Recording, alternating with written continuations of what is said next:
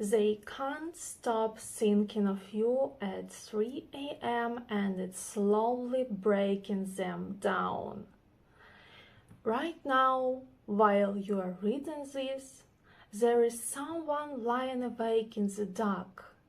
It's late, the house is quiet, the kind of quiet that presses against your ears. And they staring at the ceiling and they can't get you out of their head.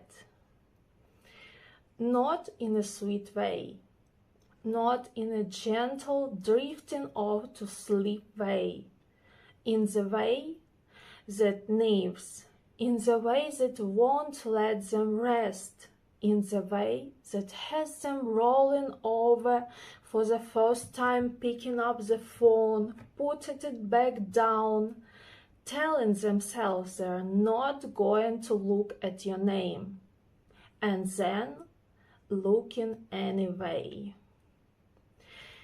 You've probably noticed something lately. A strange feeling, like someone's attention is on you even when you are alone. Like you cross someone's mind at the oddest hours. That's not your imagination. Let me be really specific about what's happening. There is a particular kind of torture that comes at 3 a.m. During the day, people can't distract themselves. They have work, they have noise, they have 100 small tasks to bury their feeling under. But at 3 a.m., there is nowhere to hide. The distractions are gone. The masks come off, and whatever they've been suppressing all the day comes rushing up to the surface. And for this person, what comes rushing up is you. You probably noticed they act differently around you now. Maybe they got quieter, maybe they got more careful with their words, maybe there is a tension in how they hold themselves when you are near, a kind of held breath. That's not nothing, that's not random, that's real. That's real. Here is what nobody tells you about this kind of thing. The people who think about us the most are often the ones who show it at the least. Their intensity gets buried. It goes underground, it hides behind a casual hello, a quick goodbye, a forced normalcy. But underground does not mean gone. Underground means pressurized, and pressure always finds a way out. Think of specific moment. Maybe it's a Tuesday night. They've had a long time. They finally lie down, exhausted, thinking they'll fall asleep instantly, and for about 20 minutes they do drift. But then something pulls them back, a thought, a moment, the way you laughed at something, the way you looked at them once and then looked away. And suddenly, they wide awake, replaying it, analyzing it, wondering what it meant. That's the thing that's breaking them down, not the missing you exactly, the not knowing, the uncertainty. The way you are taking up the residence in a part of their mind they can't access during the day and can't escape during the night. Here is what most people don't understand. When someone occupies your thought at 3 a.m., it's because your conscious mind has lost control. During working hours, we curate our thoughts.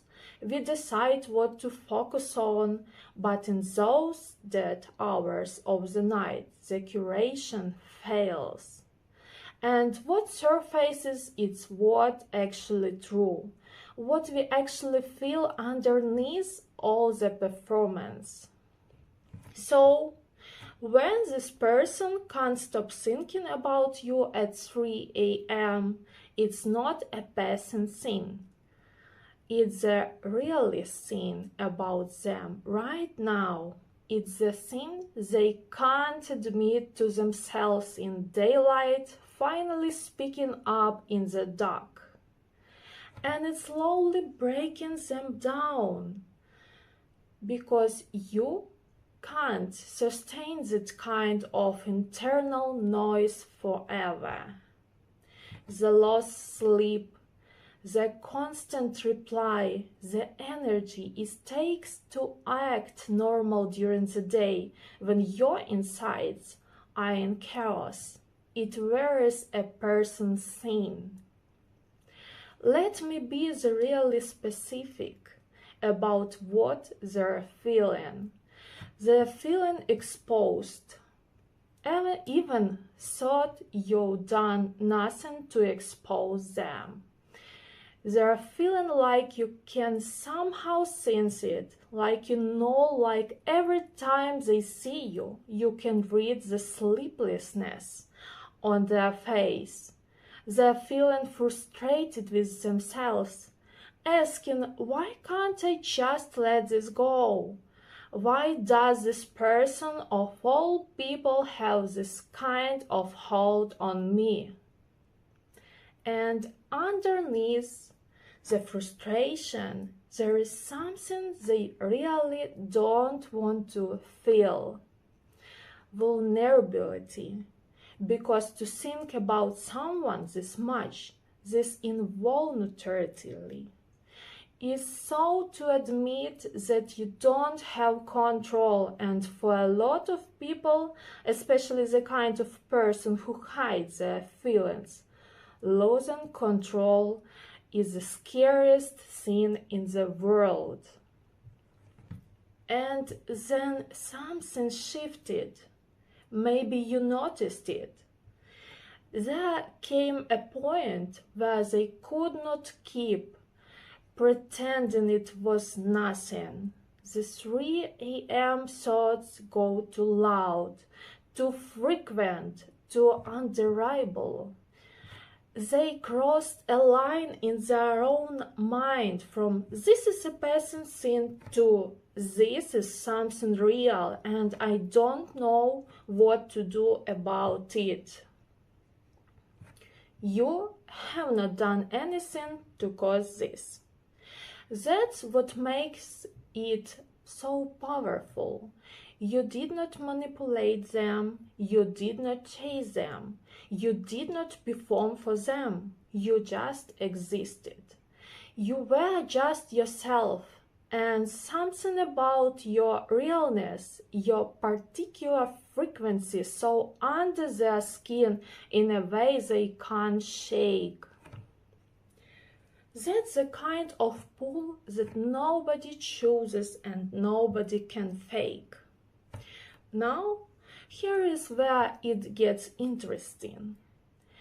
Because while they're lying awake, breaking down, you might be sleeping just fine.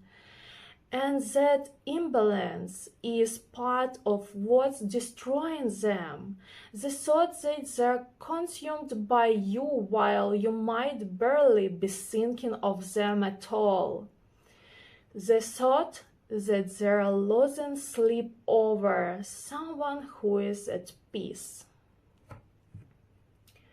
That's the cruelest part of one-sided 3 a.m. obsession. The silence on your end feels like indifference, and indifference to someone who's drawn into thoughts of you feels like a slow drip of cold water on a fevered mind. But here is what I need you to understand. None of this is your responsibility. Let me say that again, because it matters. Their sleepless nights are not your burden to carry. Their inability to let you go is not a problem for you to solve. Their 3 a.m. spiral is not a debt you owe them.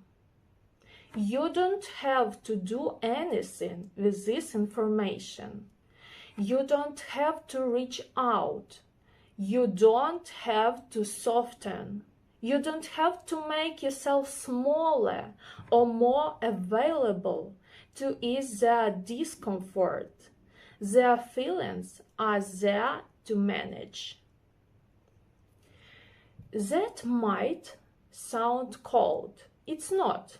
It's clarity, because the moment you start feeling responsible for someone else's obsession with you, you start shrinking yourself to accommodate it. And you did not do anything wrong by being someone worth thinking about. Let them think about you. Let them lose sleep. Let them work through whatever they need to walk through in the privacy of their own dark hours. That's their journey, not yours. You are not being heartless by living your life. You are being free. Here is what I want you to really sit with. The reason you are worth thinking about at 3 a.m. is the same reason you are probably being underestimated. Your depth, your realness, the way you don't perform for attention. People who are loud and obvious are easy to forget. They give you everything up front, and there is nothing left to wonder about. But you hold something back, not on purpose. It's just how you are made. There is a quality to you that people can't quite figure out. And that unfigured out quality is exactly what keeps them up at night. You are not too much. You are not too quiet. You are not too mysterious. You are exactly the kind of presence that lingers. And lingering is a power most people will never have.